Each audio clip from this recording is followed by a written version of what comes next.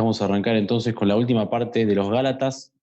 Ya los hermanos han estado compartiendo en todas estas lecciones, desde el número 7, la última lección, ya terminamos con hoy. Así que agradecemos al Señor por este tiempo que nos ha permitido conocerle un poco más. Y bueno, los chicos han estado compartiendo respecto a la intención de Pablo para poder enseñarnos qué es lo que le quiere decir Pablo en esta carta. El tema central de la carta habíamos dicho que era la justificación por la fe, al igual que de la carta a los romanos, también del apóstol Pablo. Versículo 16 del capítulo 5, Gálatas 5:16, así que les voy a pedir, hermanos, que me acompañen, Gálatas 5:16, y vamos a ir hasta el final y ya cerramos hoy. Gálatas 5:16. Digo pues, andad en el espíritu y no satisfagáis los deseos apasionados de la carne. Esta es la textual, la edición 3. Porque la carne tiene deseos contrarios a los del espíritu y el espíritu a los de la carne, y estos se oponen entre sí para que no prosigáis haciendo lo que deseáis. Versículo 18. Pero si sois guiados por el espíritu, no estáis bajo la ley, y evidentes son las obras de la carne, los cuales son fornicación, impureza, lascivia, idolatría, hechicería, hostilidades, contiendas, celos, enojos, rivalidades, disensiones, herejías, envidias, borracheras, orgías y cosas como estas, sobre las cuales os amonesto de antemano, como antes dije, que los que practicaban tales cosas no heredarán el reino de Dios. Es interesante notar que cuando uno ve este pasaje, a mí me pasa que cada vez que escucho este versículo, este texto así sacado de contexto, pareciera que Pablo estuviera diciendo que para heredar el reino de los cielos hay que cumplir con toda esta lista de cosas, porque dice fornicación, impureza. Los que practican tales cosas no heredarán el reino de los cielos. Entonces uno pareciera que inmediatamente piensa, bueno, yo no tengo que hacer todo esto para que pueda heredar el reino de los cielos, pero interesante notar también que sería muy loco pensar así, viendo el contexto de esta carta donde Pablo está diciendo que la salvación es por gracia y no es por obras. Entonces, el versículo 19, ahí podemos ver, yo tengo la textual, que dice, y evidentes son las obras de la carne. O sea que está diciendo que toda esta lista que está diciendo Pablo acá, está hablando que es una evidencia de algo, no necesariamente que nosotros tengamos que cumplir con todo esto de hacer o no hacer. Pablo nos está diciendo a una iglesia que no tenga que cumplir con ciertos requisitos porque si no se estaría contradiciendo, sino que evidentes son las obras de la carne, las cuales son, y dice la lista acá. Entonces Pablo anima a una iglesia, como vimos en el versículo 16, a que ande conforme al Espíritu. Y esto nos lleva a preguntarnos entonces, si el cristiano, el que es nacido de nuevo, el que tiene un corazón regenerado, ¿puede acaso andar conformes a las obras de la carne? Entonces, bueno, en esta mañana vamos a estar viendo este principio, a ver qué es lo que Pablo quiere decir con todo esto. Pero bueno, evidencia vimos en el capítulo 2, Sebastián estuvo compartiendo cuando nada más y nada menos el apóstol Pedro, eh, impulsado por su miedo a lo que dirán los otros hermanos, ha estado arrastrando incluso a Bernabé en su hipocresía. Entonces vemos que una persona que nace de nuevo, bueno, nada más el apóstol Pedro y Bernabé, que también fue un hermano que ha estado en Antioquía evangelizando, donde justamente en ese lugar se ha predicado, han llamado a los cristianos por primera vez cristianos, antes se llamaban a los discípulos. Entonces vemos a Pedro, a Bernabé, que estaban siendo llevados por esta doctrina de los falsos maestros de que había que cumplir con ciertas leyes, en este caso leyes dietéticas, y también con la circuncisión. Entonces, la pregunta sería, ¿cómo cristianos podemos estar inclinados de alguna forma a andar conforme a la carne?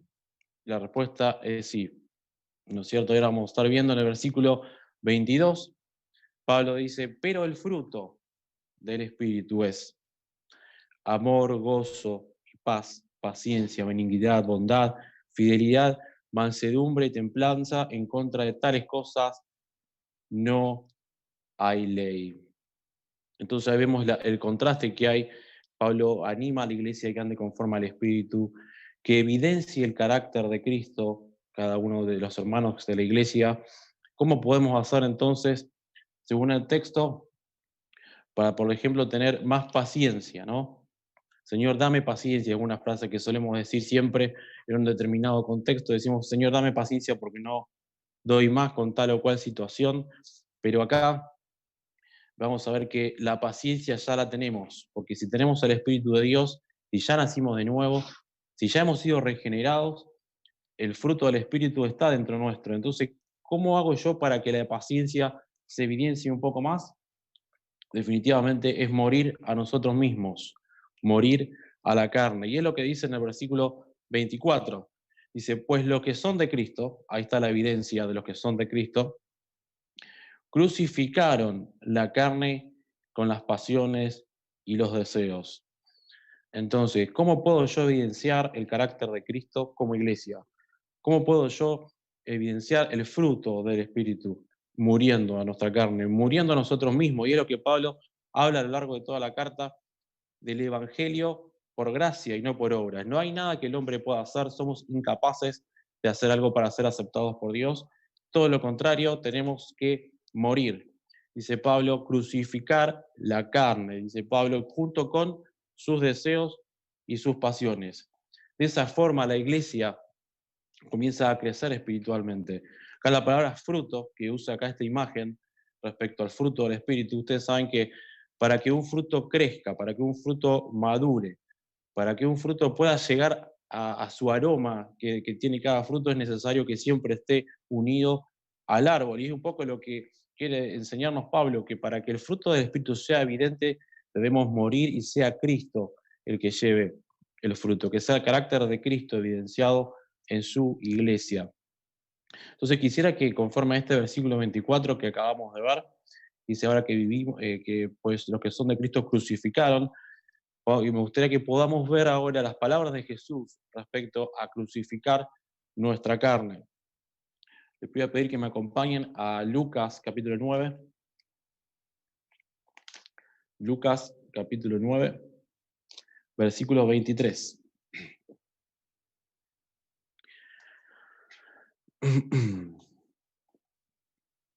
Dice así, y a todos decía Jesús, si alguno quiere venir en pos de mí, niéguese a sí mismo y tome su cruz cada día y sígame.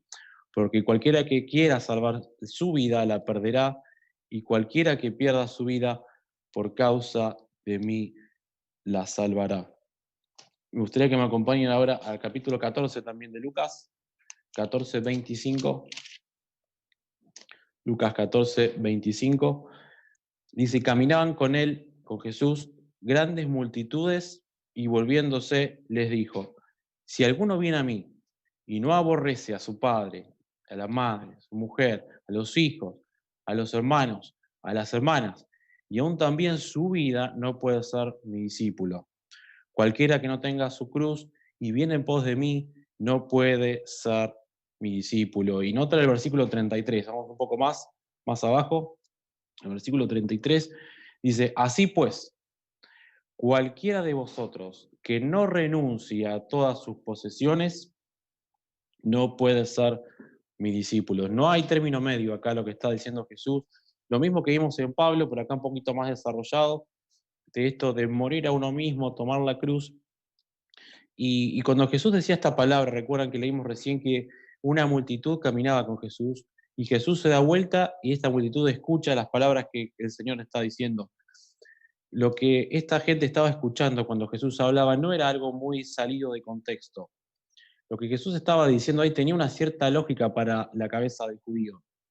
Ustedes no sé si recordarán, cuando Jesús en un momento dado estaba comiendo con los discípulos y se les acercan los fariseos y los escribas y le dicen, ¿cómo puede ser que tus discípulos no están respetando la tradición de los ancianos? Porque no puede ser que estén comiendo sin lavarse las manos. Los judíos siempre estaban respetando la tradición de los ancianos, siempre pensaban que eso incluso estaba a la misma altura de las escrituras, y Jesús siempre le dice que eso no tiene nada que ver con las escrituras, que es solo mandamiento de hombres, que ponen cargas que la gente no podía seguir. Bueno, esta tradición de los ancianos, que los judíos siempre tenían presente, se llama Talmud o ley oral. Ellos siempre estaban con esto de que el pensamiento judío siempre presente en lo que los rabinos habían enseñado en su momento. Bueno, así como esto, hay un montón de cosas, como por ejemplo lo que es el Sabbat, respetar el sábado. Ellos tenían un montón de requisitos para respetar el sábado. Entonces, esta ley oral, esta ley a la cual se llama Talmud para los judíos, esta tradición de los ancianos era muy respetada en la cultura judía. El pensamiento colectivo de ellos es respetar y poner hasta por encima de las escrituras lo que tenían acá. Pero bueno, lo que quería llegar justamente con esto es que también tienen una sección respecto a esta Talmud que habla sobre la importancia de los maestros. Y a esto quería llegar un poquito. El Talmud dice, respecto a la importancia de los maestros, dice lo siguiente. Dice, si tu papá carga una piedra y tu maestro carga una piedra, vos primero debes ayudar a tu maestro y después a tu papá. ¿Por qué? Porque dice que tu papá te trajo a la vida, pero es tu maestro el que te prepara para la vida venidera, la vida que sigue. Es más, respecto a esta importancia de los maestros, también dice lo siguiente. Ahora bien, si tu papá carga una piedra y tu maestro carga una piedra, pero tu papá es maestro, entonces ahí sí ayudarlo a tu papá. Noten ahí que como el pensamiento judío era esto de que el maestro de por sí era más importante que la familia, ¿no? Más importante que tu padre, en este caso, que el papá era una figura literalmente importante y fuerte dentro de una familia, un hogar judío. Entonces podemos ver en este contexto, volviendo a lo que dijo Jesús acá, cuando la multitud lo sigue, Jesús se da vuelta y dice estas palabras. Tenía una cierta lógica lo que estaban escuchando los judíos en este sentido, de que había que poner al maestro por encima. Pero el problema comienza cuando Jesús dice, si alguno viene a mí y no aborrece a su padre, a su madre, su esposa, sus hijos, ¿no? Acá aborrecer implica, si vos no amás más a tu maestro, o amar a tu maestro de tal manera que tu familia quede pero muy, muy, muy en segundo plano, no podés ser discípulo de Jesús. Ahí imagínense ustedes las caras de la multitud que estaba haciendo Jesús. Jesús ya estaba diciendo a todo o nada, no estaba hablando de una prioridad acá, sino que estaba hablando de que este maestro, que es Cristo, debe ser todo en tu vida. Es un montón, este hombre que es Cristo, se estaba saliendo de la línea, se estaba pasando, saliendo del libreto. Es muy fuerte lo que Jesús dice a toda esta multitud. Incluso cuando dice, si no aborreces tu propia vida, no podés ser mi discípulo. E incluso dice, si no renuncias, como leemos en el versículo 33, cualquiera de vosotros que no renuncia a todas sus posesiones, no puede ser mis discípulos. No hay término medio. Imagínense en la cabeza del judío, o dos cosas respecto a lo que este maestro, que es nuestro Señor, estaba enseñando. O era un hombre que estaba totalmente fuera de sí, estaba medio loco, o definitivamente es el verdadero Hijo de Dios, y esto no se le estaba revelando a todos. Entonces, a los que por gracia de Dios se les revela que este maestro no era un maestro de moda, no era un profeta que venía pasando, sino que es el verdadero Hijo de Dios, no es una carga llevar la cruz, como dice Jesús. Cuando se nos revela esta gracia en nuestras vidas, de que fuimos perdonados, que fuimos salvos, el tomar la cruz no es una carga, no es una locura, porque aquel que me está diciendo que lo ame más que a todos es aquel que me ama y me amó como nunca nadie me amó jamás. Entonces, cuando se me revela este principio, el tomar la cruz es una consecuencia. De igual modo, como decimos, despojarnos ante nuestras bienes, nuestras posesiones, y entendemos que Jesús se despojó de su ambiente de gloria. Cuando se nos revela que Jesús se despojó de su ambiente de gloria, que tomó forma de siervo, tomó forma de hombre, fue obediente hasta la muerte y muerte de cruz, el tomar la cruz termina siendo una consecuencia de haber entendido el Evangelio de Cristo en nuestras vidas. Esa es la gracia de Dios en nosotros. Ya más o menos habiendo visto este contexto, volvamos otra vez a Gálatas, capítulo 5, estamos versículo 24. Gálatas 5, 24.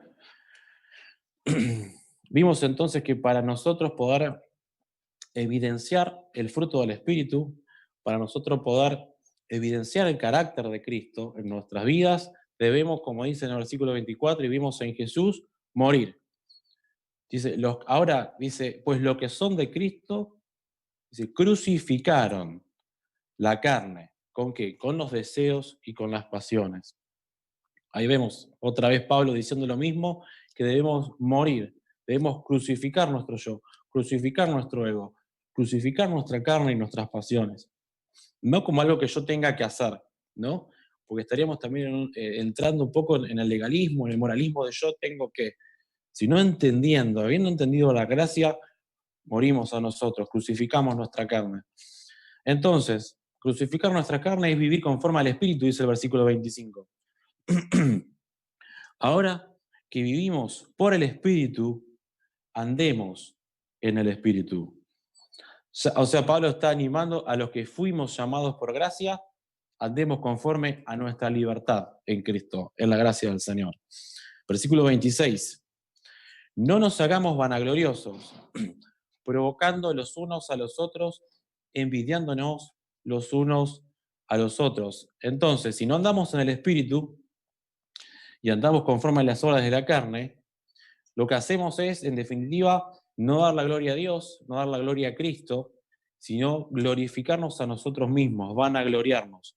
Cada palabra vanagloria viene de vacío, vano es vacío y la gloria es alabanza. Una gloria a nosotros mismos, andar conforme a la carne, es en definitiva hacernos nosotros nuestro propio Dios. Lo que le dijo el diablo a Eva, ¿no? Y a Adán, es gloriarnos, es ser nosotros nuestros propios dioses, por así decirlo. Entonces dice que una persona que anda conforme a la carne, que se vanagloria, lo que genera dentro de la iglesia es interesante, porque Pablo dice que eso genera provocación los unos a los otros, puede generar incluso envidia a los unos a los otros. Cuando una iglesia no glorifica el nombre del Señor, justamente hace esto, genera provocación para con el hermano, puede generar una cierta envidia. Entonces ahora vamos a ver en el capítulo 6, que es cuando uno se pregunta, bueno, listo, ya está, ya entendí, ya tenemos la doctrina, tenemos las bases asentadas. Ahora, ¿cómo podemos aplicar esto a nuestras vidas? Vieron que uno se pregunta, bueno, ¿y ahora qué tiene que ver con nosotros? ¿Qué tiene que ver esto con la iglesia? El capítulo 6 ahora nos va a explicar bien práctico cómo hacer esto, ¿no? Cómo morir, en qué momentos morir, por así decirlo. Capítulo 6 dice, hermanos, aun cuando una persona sea sorprendida en alguna falta, vosotros los espirituales restaurad al tal con espíritu de mansedumbre, considerándote a ti mismo, no sea que tú también seas tentado. Bueno, vemos el primer imperativo acá de Pablo, para con la iglesia, en base a lo que ya estamos leyendo, imperativo yo digo en el sentido exterior, ¿no? Algo que se ve. Dice, restaurad al hermano. Entonces, dice, ¿cómo debemos restaurar al hermano? Dice, con espíritu de mansedumbre. ¿Cómo yo puedo ir a aconsejar a mi hermano, a hacer que mi hermano pueda volver al camino? ¿Cómo puedo hacer yo para orar por él, para estar con él, con espíritu de mansedumbre? ¿Y cómo yo puedo tener este espíritu de mansedumbre entonces? Orando a Dios, pidiéndole al Señor que nos dé el espíritu de mansedumbre, puede ser, pero habíamos visto que la mansedumbre es un fruto del espíritu. Entonces, como el Pablo decía recién, ¿cómo se evidencia el fruto del Espíritu en el creyente? Muriendo. Simplemente muriendo. Muriendo, crucificando nuestra carne, crucificando nuestros deseos, crucificando nuestras pasiones. Esa es la única forma que el espíritu de mansedumbre llega al hermano, al cual nosotros estamos restaurando o aconsejando. ¿Qué es la palabra mansedumbre? Yo tengo acá que es como una mezcla entre ternura y humildad. Entonces, para no ser falsos humildes, para no tener una ternura falsa para con mi hermano, que como leímos recién, se puede evidenciar, sería una obra conforme a la carne, y eso genera provocación, puede generar envidia. Entonces, para ir con mi hermano, con un espíritu de mansedumbre, o sea, en ternura, con humildad, pero que sea genuina, Mi yo, mi carne debe morir. Entonces, Cristo, el que está restaurando a mi hermano, es el fruto del Espíritu, el que está trabajando dentro nuestro. Y esto es lo que Pablo quiere enseñarnos cuando se refiere al Evangelio por gracia, no por obras. Esta es la gracia que nos ha sido derramada y es la gracia que le llega a todos los hermanos de la iglesia. No somos nosotros, por eso nosotros morimos. Y es la gracia del Señor, es el carácter de Cristo que restaura a cada uno y restaura a su iglesia, no la nuestra.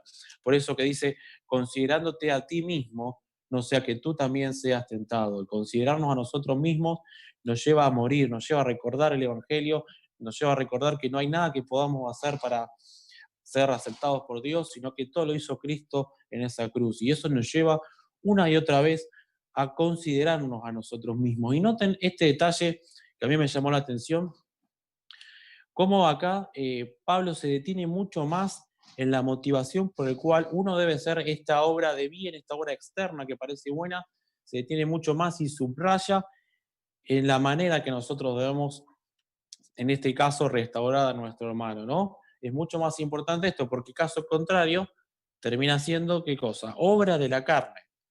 Si yo, de forma vanagloriosa, voy a querer darle una palabra de aliento, orar por él, llamarlo, lo que sea, si no tengo este espíritu de mansedumbre, si no morí, termina siendo obra de la carne. Y esta obra de la carne estaría en la misma lista que leímos hace un rato.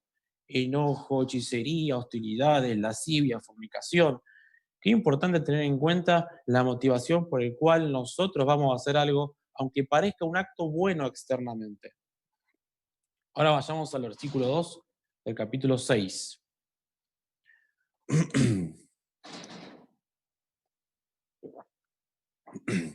Dice así: sobrellevad los unos las cargas de los otros y cumpliréis así la ley de Cristo.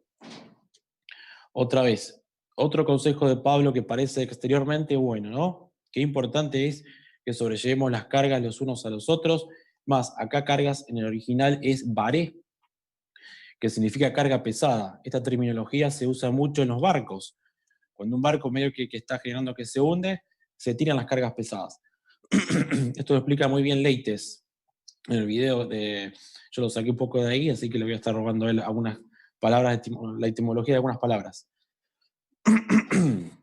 Perdón. Entonces, Pablo dice acá, sobrellevar las cargas los unos a los otros y cumpliréis así la ley de Cristo, porque si alguno supone que es algo siendo nada, se engaña a sí mismo. ¿Qué tiene que ver esto con lo que acabo de decir? ¿No? ¿Qué tiene que ver? Porque si alguno supone que es algo siendo nada, se engaña a sí mismo. Definitivamente Pablo otra vez está volviendo a la motivación. ¿Con qué corazón nosotros vamos a ayudar a nuestro hermano? ¿Con qué corazón vamos a llevar la carga pesada que mi hermano siente que se hunde? Otra vez lo mismo, muriendo. Si no morimos, podemos ir a nuestro hermano con un corazón egoísta, con una falsa humildad, con una falsa ternura, como vimos recién, y terminamos generando probablemente una cierta provocación, una cierta, como dijimos, envidia. Entonces, dice, porque si alguno supone que es algo, siendo nada, se engaña a sí mismo. Así que, versículo 4, cada uno examine su propia obra y entonces tendrá motivo de gloria solo en sí mismo y no en otro. O sea, que cada uno lo que hace es examine a sí mismo, vea su corazón, vea que ha muerto el mismo, que sea de verdad, sea el fruto del Espíritu que esté obrando a través nuestro, que sea por la gracia de Dios, no nuestras obras. Porque caso contrario, podemos estar comparándonos con otro hermano, que es lo que quiere decir acá Pablo. Dice, fíjate con vos mismo, no te compares con otro hermano, a ver si lo hizo, si no lo hizo, su situación espiritual. Una vez compararte con nadie. En el versículo 6, versículo 5, perdón, dice, porque cada cual llevará su propia carga. Acá carga es fortión, que es mochila, cada uno tiene su propia mochila, o sea, cada uno sabe lo que lleva en la espalda, que es la conducta. Versículo 6, y el que es enseñado en la palabra, comparta todas las cosas buenas con el que lo enseña. No os engañéis, Dios no está siendo burlado, pues lo que el hombre siembre, eso también cosechará. ¿No? Noten acá como Pablo son un montón de versículos que se detiene, que subraya, que más importante que el acto externo, que parece ser bueno, más importante es la motivación por la cual lo hacemos. Caso contrario, nos estamos engañando y Dios no está siendo burlado. Pues dice, lo que el hombre siembre, eso también cosechará. Así que si nosotros, revestidos de una actitud buena, queremos ayudar a nuestro hermano, queremos restaurarlo, queremos sobrellevar la carga, pero definitivamente estamos obrando conforme a la carne, vamos a cosechar cosas de la carne. No es algo bueno. La iglesia no es edificada cuando la gloria es del hombre y no la gloria es del Señor. Versículo 8 ahí explica esto. ¿Por qué? El que siembra para su carne, de la carne cosechará corrupción. Pero el que siembra para el espíritu, del espíritu cosechará vida eterna. No nos cansemos de hacer bien, que a su tiempo cosecharemos si no desfallecemos. Así que mientras tenemos oportunidad, hagamos el bien a todos, mayormente a la familia de la fe. Como Pablo anima a una iglesia unida, a una iglesia que crece, siempre y cuando veamos cuál es nuestro corazón, cuál es nuestra motivación. Si morimos a nuestra carne junto con los deseos, con las pasiones, entonces la iglesia crece, la iglesia se edifica. Una iglesia que se une para glorificar el nombre del Señor, dando gracias al Señor por la gracia que nos ha sido otorgada, siempre, constantemente, recordando el Evangelio de nuestro Señor Jesucristo. Y ahora el versículo 11, Pablo dice, mirad con cuán grandes letras os escribo con mi mano. Mirad con cuán grandes letras. O sea, hay dos posiciones que yo llegué a encontrar de por qué Pablo dice eso. Por un lado puede llegar a ser que como consecuencia del encuentro que tuvo con el Señor, de que se le presentó yendo a Damasco cuando estaba persiguiendo a los cristianos antes de convertirse, probablemente la gloria de Dios, ese resplandor lo dejó así como un poco mal de la vista, y entonces a lo que él llama luego aguijón en la carne puede ser una opción, pero la mira que más me cierra en este contexto, que probablemente él esté queriendo remarcarnos algo importante. Hay algo que él quiere demostrar. Mirá con cuán grande letra te estoy escribiendo. Hay algo que yo quiero que ustedes presten mucha atención. Y vamos a ver en los versículos 12 y 13 que Pablo ahora expone la motivación de los falsos maestros. ¿Por qué se levantaron los falsos maestros? ¿Qué estaba pasando? Y ahí entendemos por qué Pablo comenzó a explicar las obras de la carne y el fruto del Espíritu. O sea, Pablo va a exponer por qué los falsos maestros comenzaron a predicar el Evangelio por obras. ¿Cuál era la motivación? Y ahí dice versículo 12, todos los que desean tener buena apariencia en la carne, esos obligan a circuncidaros, solo para no ser perseguidos por causa de la cruz de Cristo, ojo. Versículo 13, porque ni aún, pues digo, perdón, porque si ni aún los mismos que se circuncidan guardan la ley, pero desean que vosotros seáis circuncidados, ¿para qué? Para gloriarse en vuestra carne. Entonces acá aparentemente Pablo deja dos motivos por el cual se habían levantado en estas iglesias los falsos maestros predicando el evangelio por obras. Primero, era porque ellos se gloriaban en vuestra carne. Habíamos leído recién la vanagloria, ¿no? La gloria vacía, que genera estas controversias dentro de la iglesia. Estos hermanos estaban buscando el apoyo, el avar, la gloria de estos seguidores que estaban, en un sentido, empezando a cumplir las leyes mosaicas, que era lo que los falsos maestros estaban enseñando. Entonces ellos estaban vanagloriando. ¿Cuál era uno de los motivos por el cual los falsos maestros se levantaron? Para conseguir adeptos, para sentirse bien, para buscar ser visto por los hombres. Y la otra, aparentemente lo que quiere decir Pablo, que la otra motivación por la cual estos falsos maestros estaban enseñando un evangelio por obras, por el cual estaban engañando a la iglesia, por el cual estaban yendo de aquel que los llamó por gracia a un evangelio diferente, era porque querían escapar de ser perseguidos por causa del evangelio. Lo que dice acá, ¿no? Ellos estaban, para evitar ser perseguidos por causa del evangelio, y lo que hacían estos hermanos, aprovechaban la situación y decían, no, nosotros estamos cumpliendo con algunas leyes mosaicas, por eso dice en el versículo 12, dice, solo para no ser perseguido por causa de la cruz del Mesías. Esta era la motivación por la cual estos falsos maestros estaban explicando y enseñando un evangelio por obras, para escapar justamente de ser perseguidos por causa del evangelio. para salvar sus propias vidas, estos falsos discípulos del Señor que se habían levantado en la iglesia. Por eso Pablo una y otra vez vuelve a decir, la salvación no es por obra, es por gracia, hay que morir.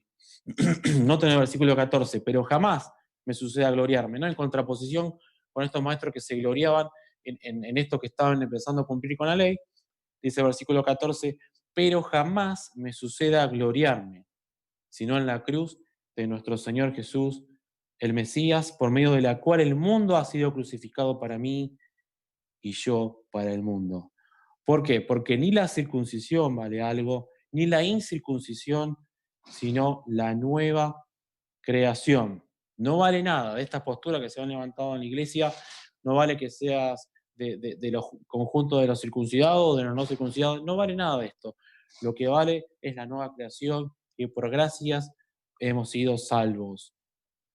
Entonces en el versículo 16 dice, y todos los que caminen según esta norma, paz y misericordia sobre ellos y sobre el Israel de Dios, de aquí en adelante nadie me cause molestias, porque yo llevo mi cuerpo a las cicatrices de Jesús.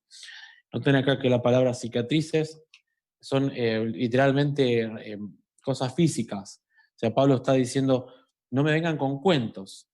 Estos que estaban escapando por causa del Evangelio, zafaban el momento, y Pablo dice, a mí nadie me miente, a mí no me molesten, yo acá llevo las evidencias, las marcas de Jesús en mi cuerpo. Y termina en el versículo 18 con lo que casi con lo que empieza, ¿no? Que había empezado de que la gracia y paz a vosotros, hermanos, acá los Gálatas, y acá termina, hermanos, la gracia de nuestro Señor Jesús, el Mesías, sea con vuestro espíritu. Amén. Esta necesidad que tenemos de recordar el Evangelio una y otra vez, necesidad de recordar la gracia de Dios derramada una y otra vez en nuestras vidas. ¿Para qué? Para no inclinarnos a andar conforme a la carne, que era lo que pasaba en esta iglesia que estaba aparentemente, ¿no es cierto?, inclinada, tentados a andar conforme a la carne, conforme a las obras. Sin embargo, Pablo recuerda las palabras de Jesús, de que para que la gracia de nuestro Señor sea evidente, para que el carácter de Cristo sea evidente en su iglesia, es necesario que muramos, porque la gloria es del Señor y no es la nuestra. En un momento dado, Pablo estaba preso, esto como para ir cerrando, Pablo estaba preso y dice lo siguiente, yo estoy persuadido de esto, yo estoy convencido de esto, de aquel que comenzó la buena obra en vosotros, la perfeccionará hasta el día del Señor Jesucristo, ¿no? Esta gracia que hemos recibido cuando nos convertimos, que siga trabajando la gracia de Dios, se perfeccione su gracia en nuestra vida hasta que el Señor venga, hasta que llegue lo perfecto. Permítanme compartir también en 1 Corintios 1:30. 1 Corintios 1:30. Pablo también, remarcando este mismo principio, dice, pero de Él proviene lo que sois en Cristo Jesús, el cual por parte de Dios nos ha sido hecho sabiduría y justicia y santificación y redención. La santificación en la vida del creyente también viene de parte de Dios. Esa necesidad que tenemos de la gracia de nuestro Señor constantemente, y como dice acá en el texto en Corintios, porque de Él proviene todo esto. La redención, la santificación, la glorificación, todo proviene de Él. Por eso, hermanos, los animamos a que esta carta les sea de bendición, como nos fue para nosotros, de recordar siempre de morir. No como algo que yo tenga que hacer, yo tengo que morir para no entrar en esto de también de ser legalista o pensar que tengo que hacer algo, sino recordar el Evangelio de nuestro Señor Jesús, cómo nos alcanzó. Entonces, ¿cómo no voy yo a sobrellevar la carga de mi hermano si Cristo lo hizo por mí? ¿No? En ese sentido de la gracia de Dios, ¿cómo yo no voy a restaurar a mi hermano, dar una palabra de aliento, orar por él, estar con él, acompañarlo, que vuelva al camino si Cristo lo hizo por mí? Entonces, constantemente recordar de dónde Dios nos sacó, cómo Dios sigue trabajando con nosotros. Ese es el Evangelio integral, un Evangelio que glorifica constantemente el nombre de nuestro Señor. Bueno, esto ya ha sido entonces por ahora, así que ahora vamos a tener la escuela bíblica de los niños, así que quédense.